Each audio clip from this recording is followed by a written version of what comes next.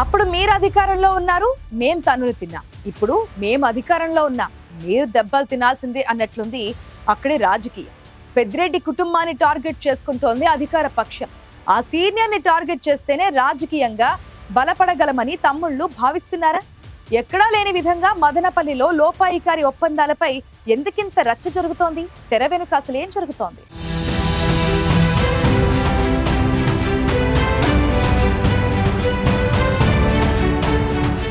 రాష్ట్రంలో TDP, YCP ప్రత్యర్థి పార్టీలు ఎక్కడా ఏ విషయంలోనూ కాంప్రమైజ్ కావు. ఆ రెండు పక్షాలు వీరు అధికారంలో ఉంటే వాళ్లను టార్గెట్ చేస్తారు, వాళ్ళ అధికారంలో ఉంటే వీళ్లను వదిలిపెట్టరు. కానీ చిత్తూరు జిల్లాలో దీనికి విరుద్ధంగా ఉంటుంది.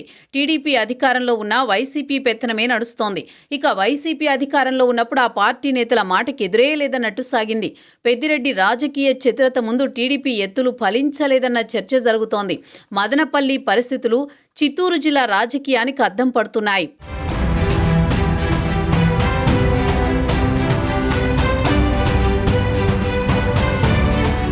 చిత్తూరు జిల్లాలో మదనపల్లికి ప్రత్యేక స్థానం ఉంది. మదనపల్లిని జిల్లా కేంద్రంగా ప్రకటించింది కూటమి ప్రభుత్వం. ప్రత్యేక జిల్లాగా ప్రాధాన్యం పెరిగినా మదనపల్లి రాజకీయం మాత్రం రవ్వంత కూడా మారలేదు. ప్రజాదరణతో ఎదగాలనే ప్రయత్నం కన్నా ప్రత్యర్థులపై నిందలేసి మనుగడ సాగిద్దామనే ధోరణితోనే వెళుతుంటారు అక్కడి నేతలు.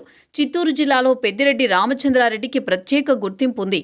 ఆయన కుమారుడు మిథున్ రెడ్డి ఎంపీగా ఉంటే సోదరుడు ద్వారకానాథ్ రెడ్డి తంబళ్లపల్లె ఎమ్మెల్యేగా ఉన్నారు. చిత్తూరు పెద్దాయనగా పెద్దిరెడ్డికి పేరుంది. అలాంటి నేతను టార్గెట్ చేసుకుని కొందరు అధికార పార్టీ నేతలు మాట్లాడుతున్న తీరు ప్రస్తుతం చర్చనీయాంశంగా మారింది.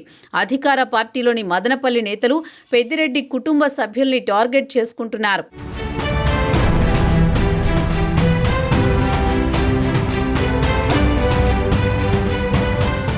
రాజకీయం అన్నాక ఇలాంటి విమర్శలు మామూలే అనుకున్నా ఉదయం తిట్టిపోసిన నేతలు సాయంత్రానికి లోపాయికారి ఒప్పందాలు చేసుకుంటున్నారనే విమర్శలున్నాయి. పెద్దిరెడ్డి కుటుంబాన్ని ఆత్మరక్షణలో పడేయగలిగితే అది వేరే విషయం. ఆధారాలుంటే బయటపెట్టి రాజకీయంగా ఎన్ని విమర్శలైనా చేయొచ్చు. కానీ పగలు విమర్శలు చేసి సాయంత్రానికి మనసులో పెట్టుకోవద్దంటూ వెళ్ళి ఎందుకు సరెండర్ అయిపోతున్నారో ప్రజలకు అర్థం కాని పరిస్థితి. మదనపల్లిలో ప్రస్తుతం అదే జరుగుతోంది. తెలుగుదేశం నాయకుల వ్యవహారం అధికార పార్టీకి రాజకీయంగా తీవ్ర నష్టం కలిగిస్తోంది.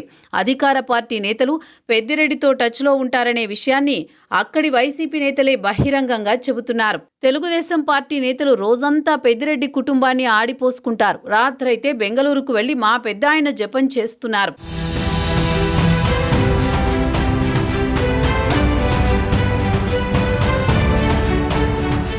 ఆధారాలు బయట పెట్టమంటారా అంటూ విపక్ష నేతలు కొందరు సవాల్ విసురుతున్నా అధికార పార్టీ నేతలు మౌనంగా ఉంటున్నారు. ఇప్పటికే మదనపల్లి టీడీపీ 2 గ్రూపులుగా విడిపోయింది. ఒకటి తెలుగు యువత అధ్యక్షుడు శ్రీరామ్ చిన్నబాబు వర్గం, మరొకటి స్థానిక ఎమ్మెల్యే వర్గం. అధిష్టానం మెహర్బానీ కోసం ఎవరికి వారు కార్యక్రమాలు నిర్వహిస్తున్నారు. ఒకే పార్టీలో ఉండి ఒకరిపై ఒకరు దాడులు చేసుకున్న ఘటనలు ఉన్నాయి. మదనపల్లి మెడికల్ కాలేజీ ఏర్పాటులో భారీ అవినీతి జరిగిందని, పెద్దిరెడ్డి కుటుంబమే అంతా దోచేసిందని శ్రీరామ్ చిన్నబాబు వర్గం ఆరోపణ చేసింది. కానీ ఎమ్మెల్యే వర్గం దీనిపై ఎక్కడా స్పందించలేదు. పెద్దిరెడ్డిని తిడుతూ ఆయన కుటుంబంతోనే అంటకాగుతున్నారని వైసీపీ నుంచి రియాక్షన్ వచ్చినా టీడీపీలోని 2 వర్గాలు నోరు మెదపలేదు.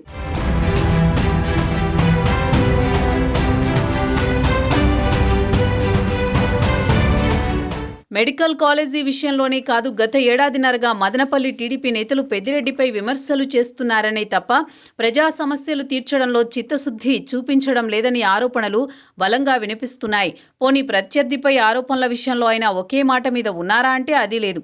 ఆధారాలు లేకుండా ఆరోపణలు చేస్తూ మళ్లీ రాజీ పడుతున్నారనే విమర్శల్ని మూటగట్టుకుంటున్నారు.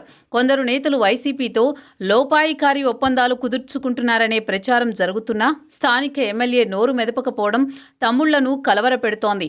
పార్టీని క్రమశిక్షణలో పెట్టాల్సిన అధిష్టానం మదనపల్లి నియోజకవర్గంలో ఇంత జరుగుతున్నా ఎందుకు స్పందించడం లేదనే చర్చ నడుస్తోంది.